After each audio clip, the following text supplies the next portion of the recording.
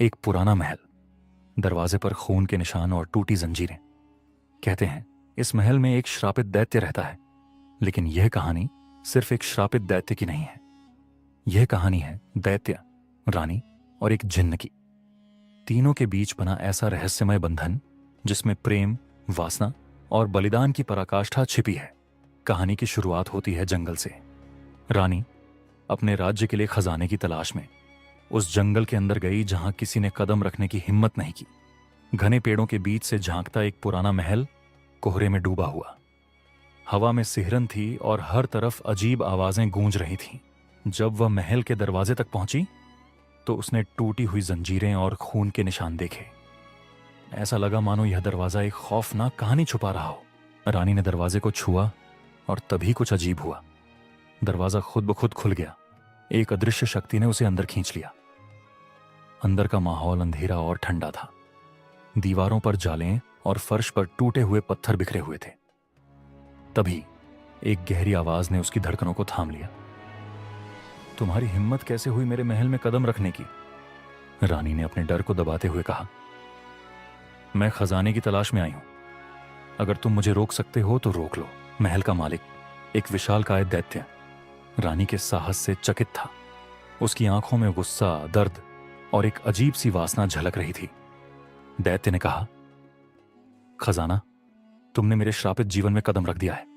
अब तुम्हें इससे बाहर निकलने नहीं दूंगा। धीरे धीरे रानी महल में फंसती चली गई। दैत्य उसे जाने नहीं दे रहा था। हर दिन वह उसे अपने करीब खींचता। उसकी आंखों में छिपा दर्द और वासना का अजीब संतुलन रानी को उलझाता जा रहा था। लेकिन रानी के लिए यह जाल और भी गहराता गया। क्या यह प्रेम था या केवल वासना? रानी इस सवाल में उलझ गई। दैत्य हर समय रानी के साथ प्रेम करना चाहता था, लेकिन रानी जैसे तैसे उससे छूट जाती थी। रानी ने कई बार महल से बाहर निकलने की कोशिश, लेकिन हर बार दैत्य उसे रोक लेता। एक रात जब रानी ने एक गुप्त द्वार के पीछे रास्ता ढूंढने की कोशिश की तो उसे एक और अजीब चीज दिखी। एक जिन्न की परछाई। जिन्न ने उससे कहा, तुम्हें इस महल से बाहर निकलने का रास्ता चाहिए। मैं तुम्हारी मदद कर सकता हूं, लेकिन तुम्हें मेरी एक शर्त माननी होगी। रानी ने पूछा, कौन सी शर्त? जिन्न ने धीरे से कहा, तुम्हें मेरे साथ वासना का अनुभव करना होगा, लेकिन यह केवल वासना नहीं है।